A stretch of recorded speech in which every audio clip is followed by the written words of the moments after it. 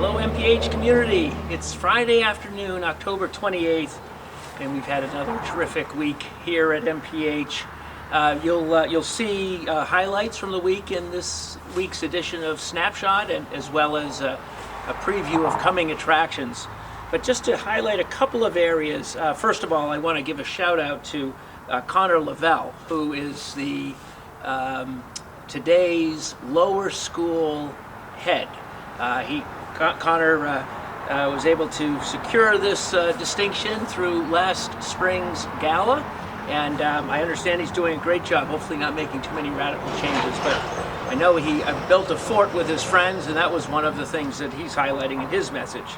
But the week started on Monday with an in-service day at MPH, and one of our Parents Association members encouraged me to, at times, share highlights from an in-service day. So I'm just going to quickly go through and share with you off of the schedule that we use for that day, what we worked on. This was a day of professional development that was largely focused in the area of technology. We have different themes throughout the year. This Monday was a little bit more technology focused, and so there were Google Classroom updates for the middle school and upper school to start the day.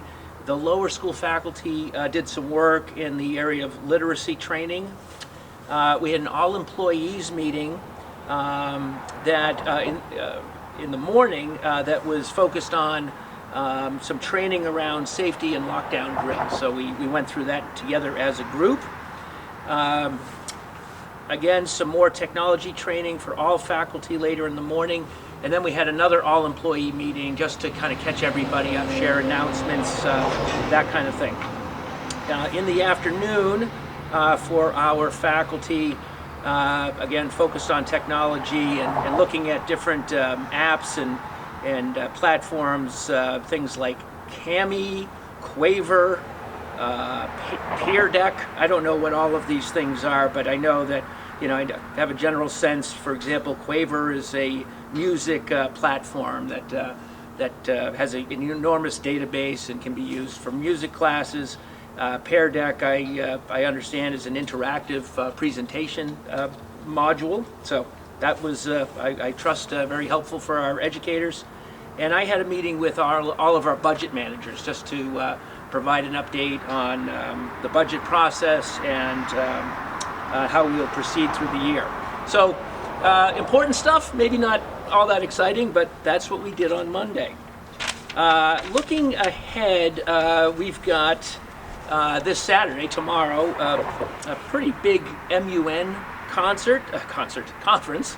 MUN conference. We've got over 200 folks showing up here tomorrow. So good luck to the MPH team, and I know we'll be good hosts for the other students while on campus.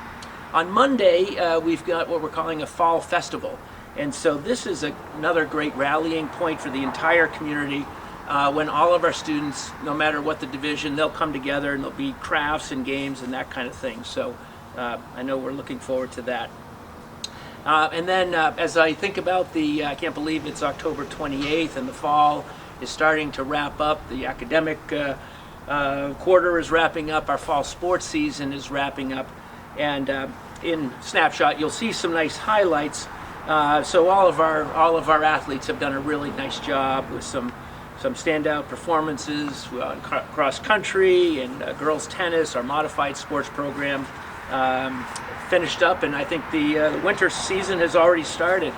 But the big news, and it was an exciting night in Mexico on Tuesday night. It was in the rain, and our boys varsity team avenged 2 losses earlier in the season to advance to the championship game, which is next Tuesday at Verona Sherrill High School, and we're going to be playing Fabius Pompey.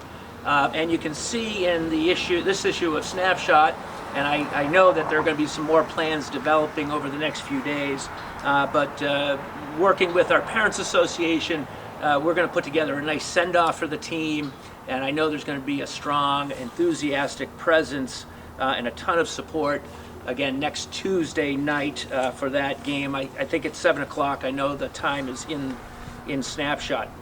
So a lot to be grateful for this week, and a lot to look forward to next week.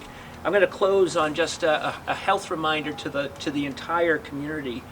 We have seen a bit of an uptick in colds, seasonal flus, some contagious respiratory viruses, and some COVID cases as well.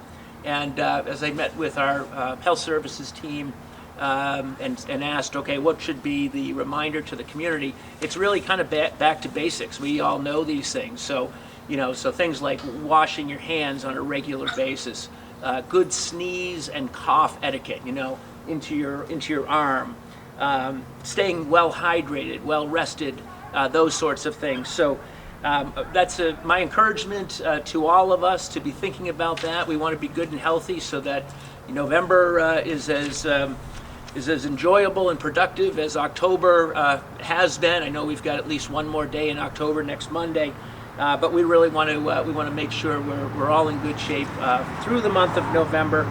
And I will say just anecdotally, one of the things that we hear is, well, it's not COVID. I've tested for COVID, it's not COVID, and we appreciate that.